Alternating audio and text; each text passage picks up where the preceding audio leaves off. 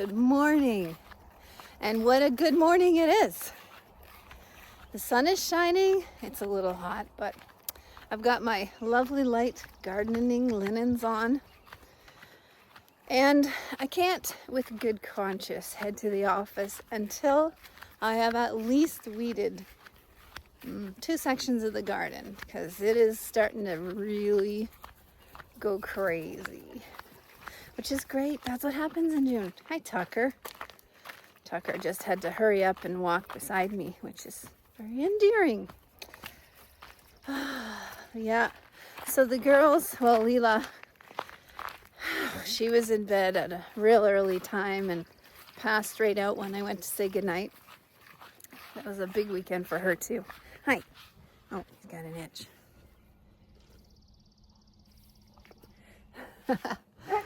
Oh yeah, so I'm gonna spend some time in the garden after walking the pups and then carry on. Oh, the dogs ran off into something and now they're back, so it's all good.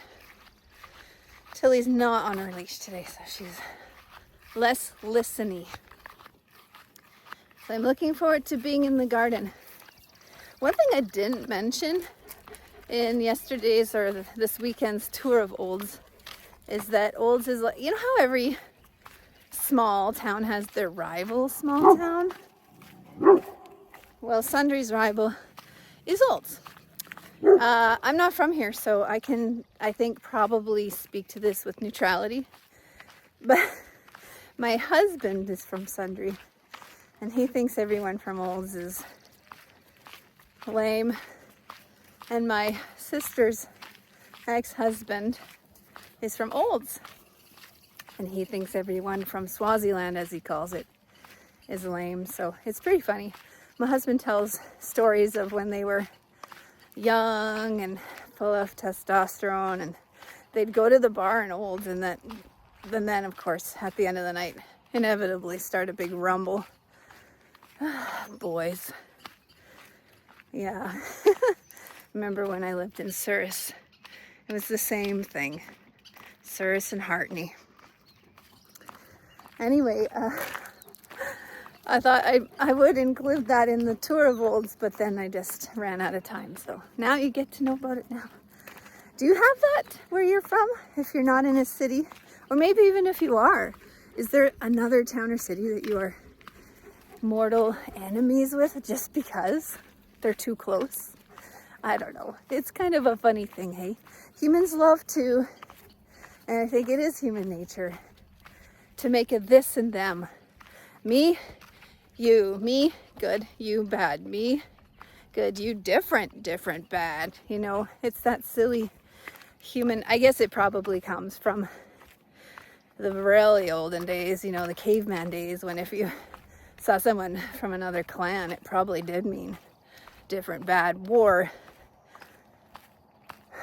But we're a little more evolved than that now, aren't we?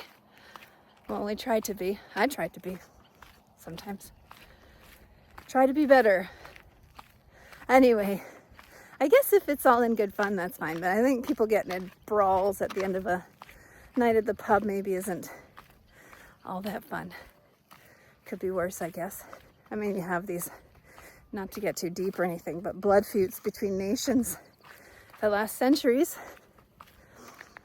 When you take the human out of it and you define somebody or something by its non-humanness, that's when the problems start. Anyway, on that lovely note, let's keep walking.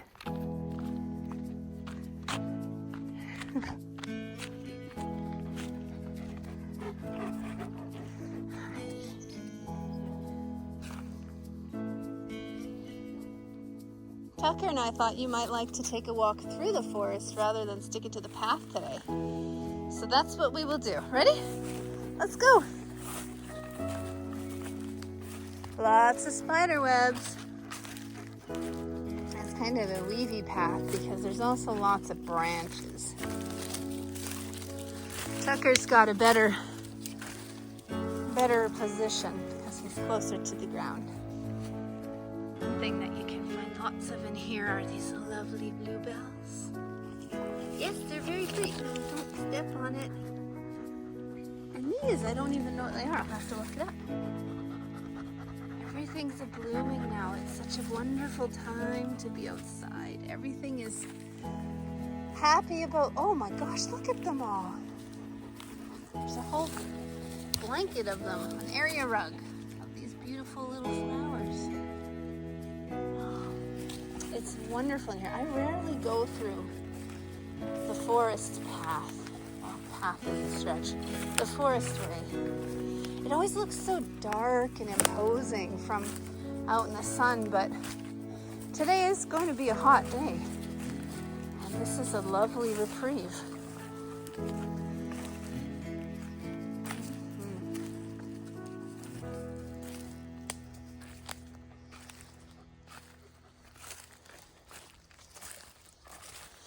Ooh, there's some good stinging nettle.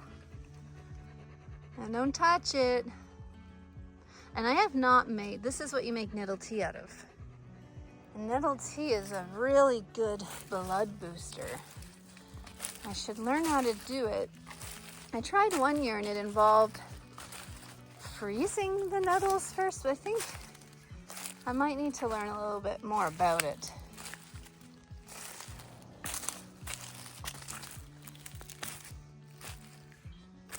The dogs are in here quite a bit, but yeah, this is rare that I come this way.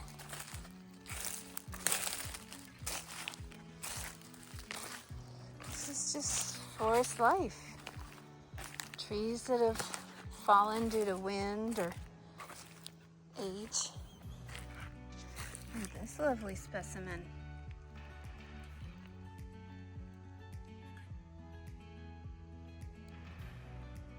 Everything looks so healthy. Just happy to exist. Oh, look at that.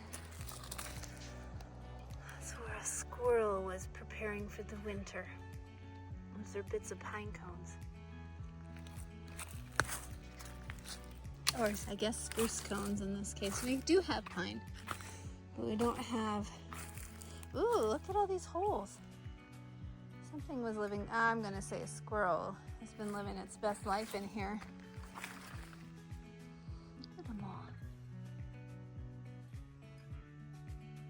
That's cool. Not here now or he'd be chirping at us.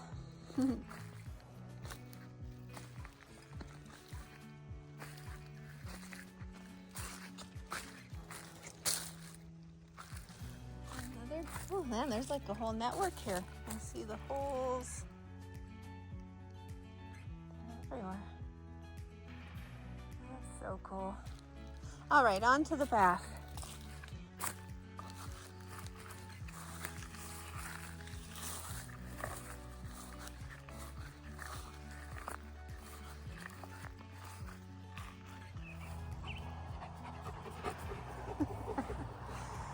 I'm looking for the horses. We're in the pen now, you can tell, because the grass is very short. Yesterday when we unloaded Missy, she didn't make any noise at first, and Fudge wasn't in the pen. And I knew he was missing her. He'd been whinnying for 2 days, you know, they get so herd bound. Anyway, when we let her into the pen, it took about 30 seconds, and then she made a sound. And he heard her, and he came barreling down the hill. Oh my gosh, it was so funny. It was so joyful. He was so excited to see her, and they're reunited. So if they don't come say hello this morning, it's because they're too busy doing their own thing. Oh, there they are.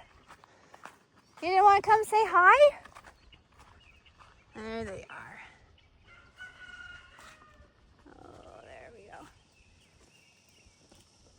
Together, bonded at the hip.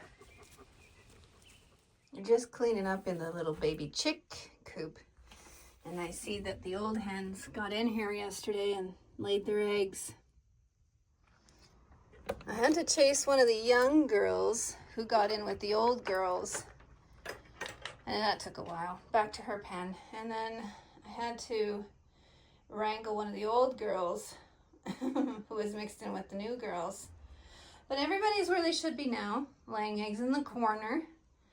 And they're doing their job. And all the babies are happily... Oh, not going to be any to show ya. Anyway, they've got a big run. They've got... It looks terrible. I need to clean it up. They've got a big run here, and then they've got like a gate. And then it connects with the other half over here. So, oh, there they all are. Having a big feed. So everybody's where they should be. We just got the call that the beef is ready. So we don't, we usually buy our beef once a year. We just buy a cow and then we split it between family, and we also give half of it to the guys at work, which is great. I think it's a wonderful gift, the gift of food, especially because meat is so expensive. We feel pretty good about sharing that. But when we get the call, like I always know it's coming, but I never really know when, and you have to drop everything and go deal with it. And you also have to make sure there's enough room in the freezer. So I've been reorganizing the inside freezer, which is where I keep all of the vegetable produce, but the overflow from the produce gets kept in the freezers in the garage. So I've been moving the overflow produce to make it fit in this freezer, and then hopefully we'll have enough room in the other freezers in the garage for all of the meat overnight, and then we can bring everything in for the drivers tomorrow. So there's that and gardening, and then off to the office. We got kale, broccoli, leek, and then up here we still have cauliflower and corn. Oh, that one's store-bought. I found a bunch of peas. That's exciting. A whole bunch of beautiful pumpkins still. Pesto, more pumpkin. I think there's more pesto. Yeah, that's garlic that's minced up into cubes, which is super handy. And I think that's what's left of this year's supply.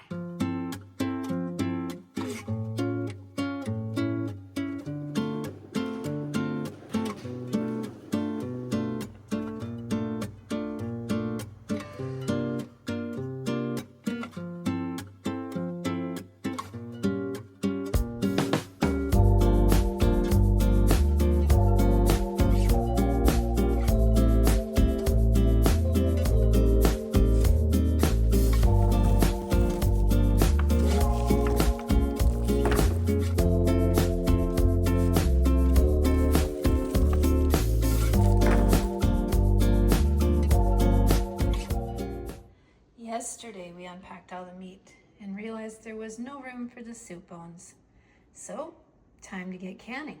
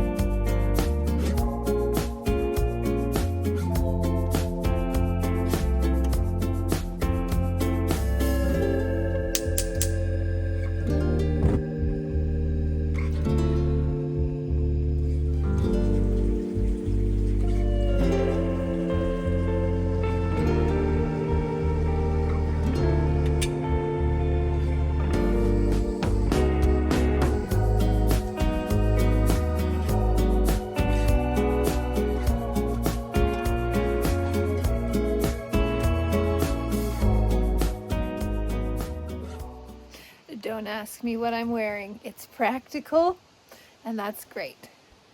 There's Charlie eating the last of last year's pork chops that are, we tried eating them last night. They were terrible, so they're now for the dogs, and they're enjoying them immensely.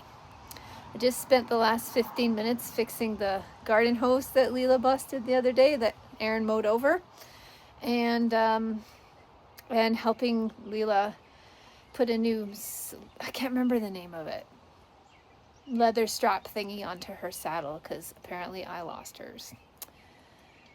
Yeah, so anyway, it's all good. She and Callie's boyfriend are off for a ride. He loves horses, and he's from the city. He's from like Hamilton, Ontario, so he's never been around a horse. So this is a new thing for him, and he's loving it. So they're out for a ride. Hopefully Fudge behaves and doesn't go, I'm sure Travis wants him to go fast, but I hope he doesn't go too fast off the hop, because this is like his second time on a horse ever, but we shall see. At that age, they're made out of rubber. And yeah, I finished all the canning. I have to go back to the office tonight to bring home whatever meat didn't get taken, put it in the freezer, and then bring it back again tomorrow. We were supposed to have a community cleanup tonight, and despite the lovely sunshine that you can see right now, this is fleeting. It's actually been storming most of the day. So we rescheduled the hall cleanup for next week. And yeah. Oh, and the big news around Sundre these days, if you Google Central Alberta Rodeo Parade, you will see the controversy. Oh my goodness.